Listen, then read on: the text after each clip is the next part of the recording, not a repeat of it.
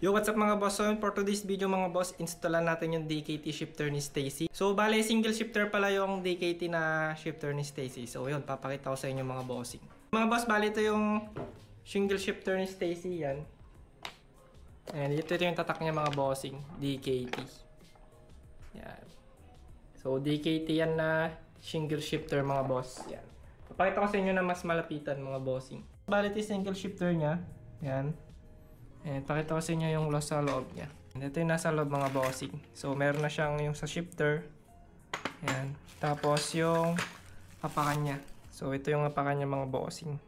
And may naka-engrave na DKT. Yan mga boss. Bali yan yung yan yung single shifter ni Stacy mga bossing. Yan. Tapos yan. Tapos dito natin siya ikakabit mga boss. Diyan. So, umpisa na natin yung pag-install ng single shifter ni Stacy mga bossing. Bali, na-assemble na natin and ganyan yung magiging itsura niya. Ayan. So, pakaganda DKT. Angas. So, may gagawin tayo dito mga konti lang na mga boss na adjustment. Ito, paluluwangan lang natin ng konti yan mga boss kasi 8mm lang to. And yung sa axle natin is 10mm. So, need natin siyang luwangan konti. Kabilaan yan. Natin mga boss.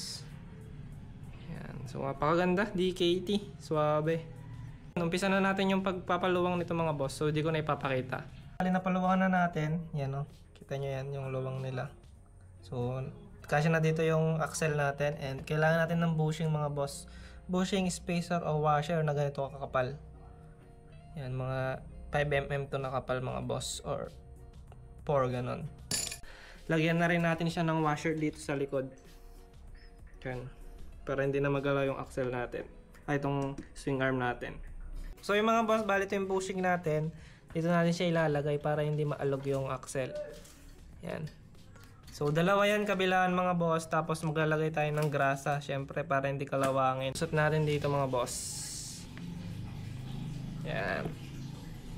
Yung isa din mga bossing sa kabila. Kabila.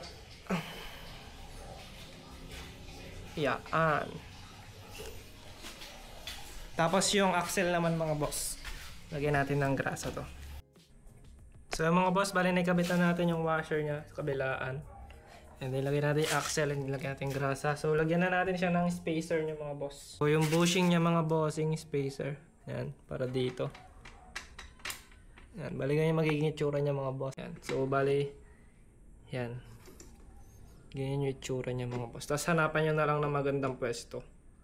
So siguro mga ganyan lang sa akin. Kaya itsura niya. Or ganito. Mga bossing na bracket.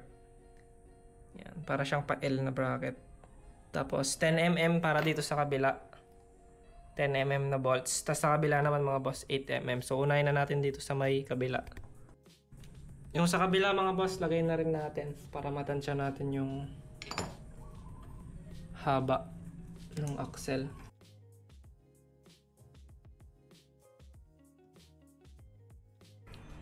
Mga bossing, bali ganyan yung itsura niya.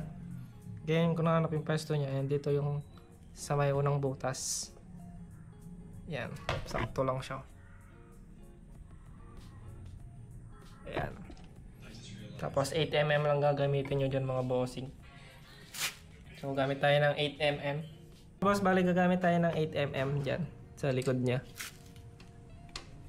So, higpitan na natin mga bossing.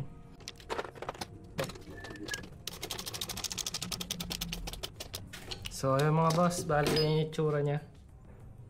Ayan. And sa kabila naman tayo mga bossing. Yung mga boss, gagamit din tayo nito and hahanap din natin siya ng pwesto niya mga boss. Kabit na rin natin yung ano, yung dito muna. Yung bracket niya. Ganyan. So 8mm lang din na bolts dito sa kabila. Sa kabila naman 10mm. Dito sa kabila is 8mm mga bossing. Masyadong mahaba dito mga bossing yung space niya dito. Diyan, ang gagawin natin dyan mga boss, babawasan natin to. Itong stock dito. Yan, babawasan natin to mga boss. Lalagarin natin. Para sumakto lang yung ito. Itong dito sa may butas yan. Kasi sobre. Yan o. Tignan nyo yung lapad niya mga boss. Yan. So, ganyan itsura niya mga bossing. Oh. So, konti lang naman babawas natin dyan mga boss. Yan lang yung kinakain. Para may swak natin siya boss. Yan. Yun mga boss, bali natabasan na natin yan. And ganito kakapal yung tinabas natin. So, ilagay na natin yung bracket ulit mga boss.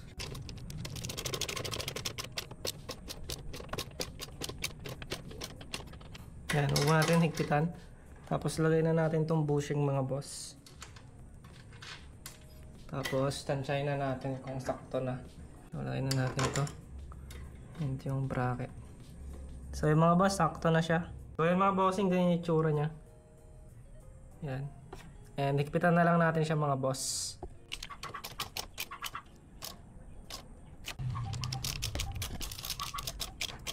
Yan, balik na yung itsura niya mga boss. Tapos, yan. So ito, papalitan din natin to soon. Kasi tatama siya dito. So alam ko hindi naman na. Itong sure natin na papalitan mga boss. Kasi ito matama. Yan. So pansamantala lang muna. So wala pa tayo nabiling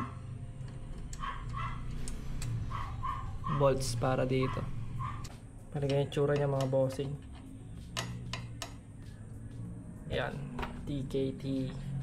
Pantay na yan boss, tapos sa kabila. Tignan nyo yung spacing niya dito mga boss. Pantay. Tapos dito tayo sa kabila. Yan mga boss, bali ito naman yung sa may kabila. Yan, preno niya. So working naman siya mga boss. Ito na lang, tatabasin na lang natin to. Sobra.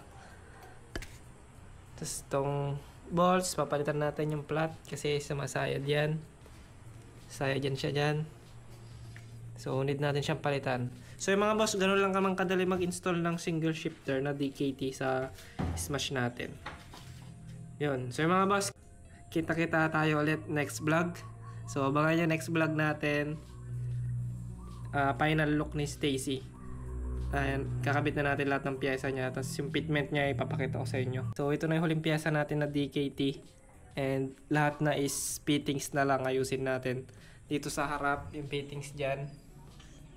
Yung fittings dyan sa harap, ayusin din natin yan. Sa likod. Tapos yung mga kailangan ikabit. At itong center stand natin, i-repaint natin. So yun na lang yung mga gagawin natin. So susunod natin na vlog, yung tindig na ni Stacy, makikita na ninyo. Ayusin na natin siya.